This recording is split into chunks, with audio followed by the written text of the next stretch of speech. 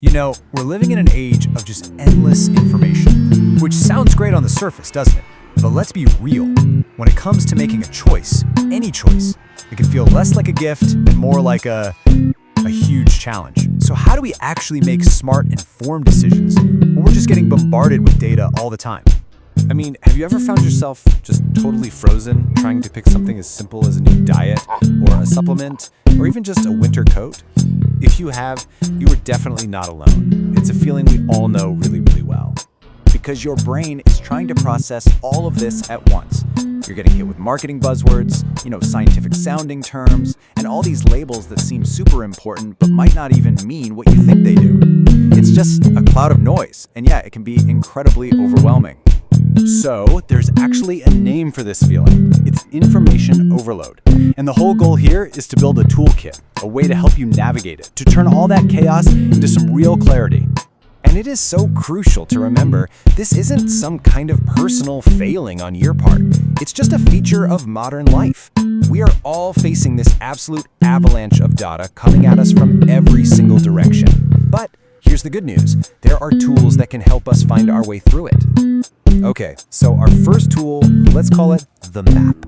In our digital world, technology, especially artificial intelligence, is already doing the heavy lifting, trying to chart this wild territory for us. It's turning that messy chaos into something we can actually navigate.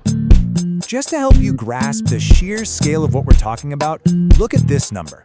AI systems like Google Shopping Graph are sifting through more than 35 billion product listings. That's billion, with a B. That's a totally impossible task for any one person, but it's exactly what this kind of tech is built for. So here's how it works in real life. Let's say you're looking for a puffer jacket, but you're not looking for just any jacket. You want a red one that's cropped and kind of shiny with a fleece hood. Oh, and it has to be on sale with free shipping. That's like finding a needle in a haystack, right? Well, AI takes that super specific query, scans the entire digital universe of jackets, and just hands you a curated list. It's your personal map to the perfect coat, and it saves you hours of doom scrolling. But, and this is a big but, is a map really enough? Just because all the information is neatly organized doesn't automatically mean the information itself is trustworthy. See, these AI maps can have their own blind spots, or maybe biases that are baked right into their algorithms. A map can show you the road, sure, but it can't tell you if the destination is actually worth visiting. For that, we're going to need a totally different tool. And that brings us to our second tool, the compass. This one is all about critical thinking. It's our internal guide, the thing that helps us question the information we're given, look for the deeper truths, and find our own true north. This quote from researcher and writer Denise Minger, wow, it just perfectly captures the spirit of the compass. It's all about being willing to challenge our own beliefs, especially when we come across evidence that doesn't fit neatly into the way we already see the world. For instance, let's take the famous China study. It suggested this really strong link between eating animal protein and getting sick. Now, someone who's already committed to a certain ideology might just accept that claim, no questions asked. But a skeptic, right, someone guided by their compass, starts asking questions. They wonder, what about other factors? Is this just correlation, or is it actual causation? And that leads us to one of the most powerful concepts in all of critical thinking, understanding the difference between correlation and causation. See, our brains are wired to find patterns, so we just naturally want to connect the dots and assume that because two things happen together, one must cause the other. But that's not always true. Think about it. Lightning and rain are super correlated, right? But lightning doesn't cause rain. A big storm system causes both. Getting this distinction is like having a superpower. Okay, so we've got a map to organize the information and a compass to help us question.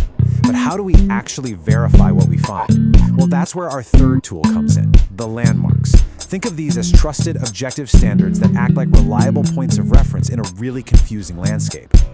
Okay, let's look at a term you see everywhere, grass-fed. It sounds so healthy, so wholesome, but as the organization A Greener World points out, because there's no official legal definition, a product with a grass-fed label could have come from an animal whose diet was barely more than half grass. It's a landmark, sure, but a very, very fuzzy one.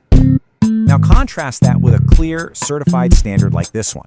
This logo doesn't just promise grass-fed, it guarantees it. It means 100% grass and forage diet, a life raised outdoors on pasture, and this is the key part, it's all verified by an independent third party. Now that is a landmark you can actually trust. So, what's the big takeaway here? It's simple. Look for that outside verification. A company's own claims are one thing, but proof from an independent third party, that's something else entirely. Just look at these examples. A brand might say it has the highest quality ingredients, but a certification from NSF International actually verifies the manufacturing process. They might guarantee potency and purity, but a test from a place like Consumer Lab proves it. These certifications, these are the landmarks that show you the claims are the real deal. So there you have it. We've got a map to organize the chaos, a compass for some solid critical thinking, and landmarks for verification. Let's pull these three powerful tools together into one single strategy for navigating this crazy modern world. All right, here is your toolkit. Step 1, use technology as your map to organize that overwhelming number of options and filter out the noise. Step 2, use your critical thinking compass to question what you find and to always dig a little deeper. And step 3, look for those trusted, independently verified landmarks, the certifications and standards to guide your final decision. Armed with this toolkit, that sea of information, it doesn't seem so intimidating anymore, does it? It's still huge, it's still vast, but now you actually have the instruments you need to chart your own course with confidence. So the only question left is, what will you navigate next?